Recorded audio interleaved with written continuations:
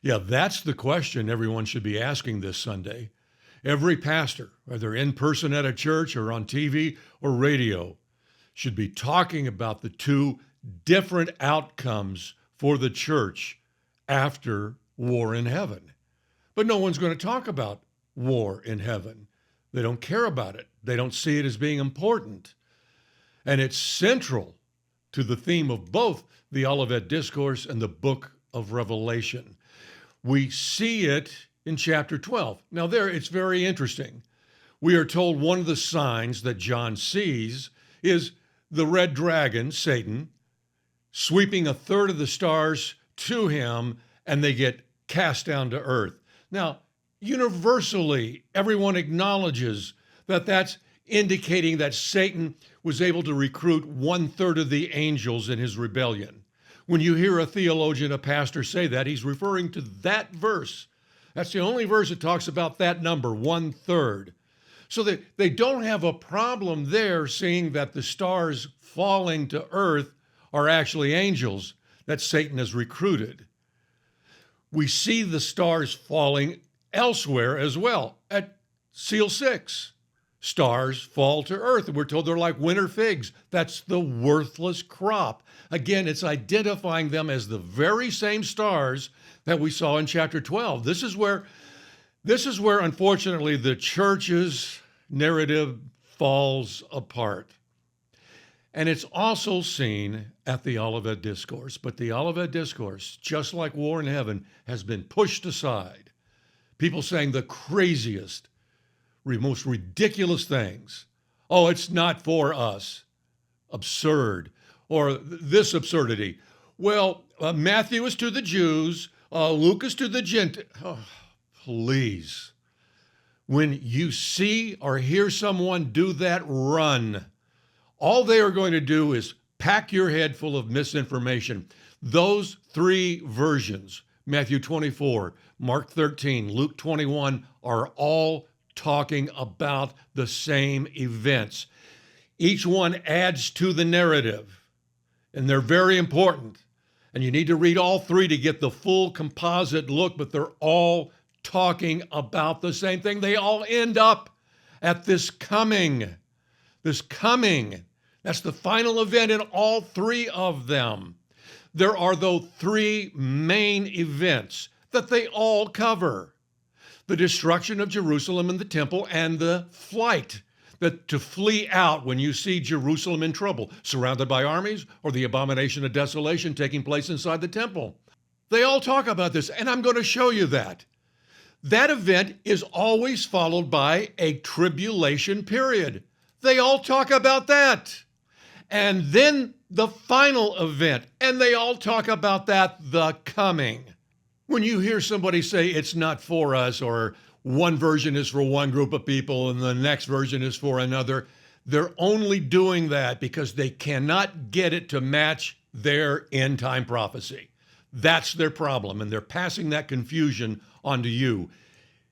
You've got to break free from it. So let me show you all of those events that are in all three in the same order. First, we have the flight. This is after you see Jerusalem surrounded by armies, its destruction is near, and the abomination of desolation taking place in the temple. All three say, get out of Judea. Don't go down into your house and all of that. They all three talk about that same event. And then all three talk about a tribulation that will begin at that point. Matthew talks about the tribulation beginning. Mark talks about the tribulation. Luke talks about it by naming it. What is this tribulation period? It's the times of the Gentiles, which makes perfect sense because the old covenant has just gone away with the temple. The new plan, the new covenant, is to go into all the nations. It's a declaration of war on Satan, and he is going to throw everything he's allowed to throw at the church and the world at that time. That's what we're talking about here. This is something that your pastor will not touch on unless he's one of the very rare pastors who gets it. 99.9% do not understand the tribulation began at the destruction of the temple with the beginning of the times of the Gentiles. because it's war declared on Satan and his kingdoms. And then each one will say this, immediately after the tribulation of those days, says Matthew. After the tribulation of those days, says Mark. This is how Luke says the same things, until the times of the Gentiles are fulfilled. That's the end of those days, after the tribulation of those days. The end of what days? The times of the Gentiles. We have the coming. That's what happens next, immediately after that. That's why the Olivet discourse's coming is relating to the church age. This is our rapture moment. We have been in the times of the Gentiles for almost 2,000 years. And when they are fulfilled, when that number hits, it will trigger the events of the coming. Now, let me show you all three versions talking about this coming. We've already seen they all talk about the destruction of the temple and the need to flee from that area when you see it. They all talk about this tribulation period. They say when it comes to an end, immediately the coming. Here are the events of the coming. In Matthew, we have stars falling because those are the angels being cast out. Why? The next thing, the powers of the heavens will be shaken. That's war in heaven. The angels are coming to earth because they're being cast out of heaven down to earth. War in heaven is taking place. That is followed by, then Jesus appears. Then will the Son of Man appear with great power and glory. Then angels will be sent to gather the elect. Those are the events in Matthew. Let's go to Mark. Here are his events of the coming. Stars fall, power shaken, Jesus shows up, sends his angels out to get the elect. Same thing. Let's pull back a little bit and look at Luke's events of the coming. Notice two holes there, one there and one there. We're going to fill those in a second. Notice that he too says the powers of the heavens will be shaken. He's agreeing this happens at war in heaven. Then Jesus shows up. But what about the stars falling over here? He says the exact same thing, but differently, to give us a unique perspective. Instead of saying stars falling, he talks about mass panicking when they see the stars falling. People fainting, or in some versions, their hearts failing. That the Greek word there can mean anything from fainting to killing over dead. People fainting with fear and foreboding as they see what is coming on the world. That's plural, by the way, what is coming on the world. The stars are falling, the angels are being cast down, and it's terrifying people. The fact that Luke says it this way is so important because up till now we might be asking, well, is this an invisible event? When they're thrown out, will we actually see the angels being cast down? Luke is saying, yes, you will see this event. Over here, instead of saying the angels go out to gather the elect, he says, quoting Jesus, straighten up, lift up your head. Your redemption draws near. It's the same thing. The angels are coming to get you. They're all talking about the same thing. They are not different. They do have added events inside each one that help you put together a composite, but they all three are talking about these very important events. It begins with the same event and it ends with the same event. And in between, there's a tribulation period. That tribulation period doesn't end, it continues on. What does end? The times of the Gentiles. Now, I did that as rapidly as I could, so fact check me. Go to each version and you'll see it for yourself. The temple is destroyed, a tribulation period begins. And after that tribulation period, the coming. Again, the tribulation period is going to continue on past the times of the Gentiles. But you'll see how important war in heaven is. Oh my goodness, folks. It's changing everything. It changes heaven. Satan and his rebellious angels are thrown out. They're allowed access to heaven right now. Satan is called the prince of the air. He has a whole hierarchy set up. It's coming down. They are going to be limited to earth. Sure, they have access now, but they will only have access then to earth. So heaven is cleansing itself from the presence of Satan and his minions. Earth is changing. Amazing things are going to be happening on that day. And the Lord shows up with angels to gather his elect. So let's take a look at what the options are for the church when war in heaven takes place. Remember, war in heaven triggers the appearance of the Lord. And what triggers war in heaven, I believe, is the fullness of the Gentiles coming in. It's like several dominoes falling over in a row. The fullness of the Gentiles triggers war in heaven. War in heaven triggers his appearance because he's coming to get his church, the dead in Christ, and those that meet the conditions to go with him. So let's take a look at what happens to the church after war in heaven. As soon as Satan and his angels have been cast out, we are told in heaven something very important. And we hear out of heaven, and they, we'll find out who they are in just a second, have conquered, Nikao, past tense, him, Satan, by the blood of the Lamb and by the words of their testimony, for they loved not their lives even unto death. So they're done. They're done. It's over. For the first time, the church, who is told to go out and overcome, to conquer, to Nikao, always present tense until here, past tense. That's the group that is standing in heaven with the dead in Christ who have been raised. When the dead in Christ are raised, we who are alive, caught up with him, those who meet the conditions. And we're standing there in heaven. And then they tell us, but look out, earth. Here comes Satan. And when we look there, we see that the first thing that Satan wants to do is to go after the woman. That is probably bloodline Israel. Because we're told by Paul that when the fullness of the Gentiles comes in, the blindness is lifting off of bloodline Israel. And that's probably what we're seeing here. He can't get to them. And if I were to take my guess specifically who he's talking about, I would guess the 144,000, 12,000 from each tribe of Israel, the true bloodline of Israel, whatever that is. They are protected. He can't get to them. So he goes after the rest of her offspring.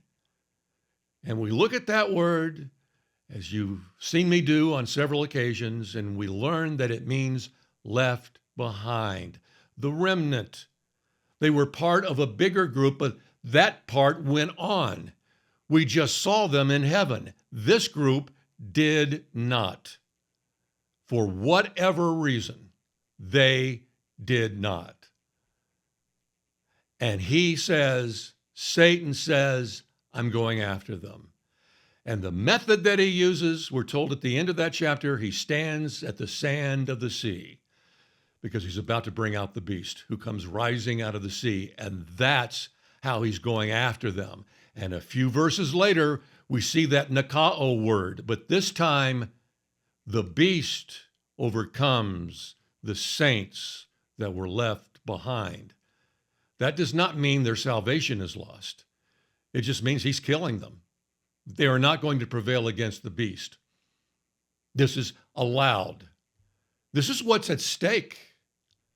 These two locations after war in heaven for the church couldn't be more polar opposite.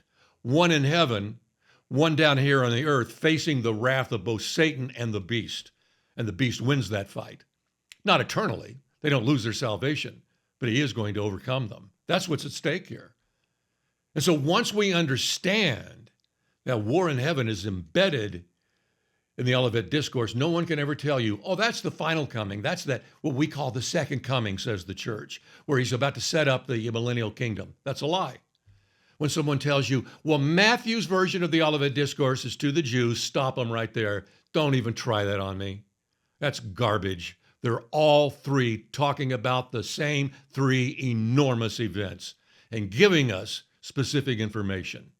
Once we understand that, we now understand that Luke 17 is a companion piece.